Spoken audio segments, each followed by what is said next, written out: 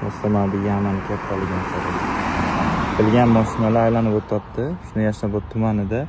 Bu yoqda Do'stlik metrodan kelaverishda Alimkent ko'chasi.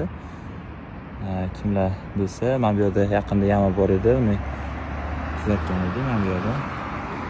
Mana bu yoqda yana bitta katta yana anchadan buyon turibdi. Bilgan mashinalar aylanib o'tibdi. Bilmagani tushadi ana bu yoqga. Mana shu yamani yoptiramiz.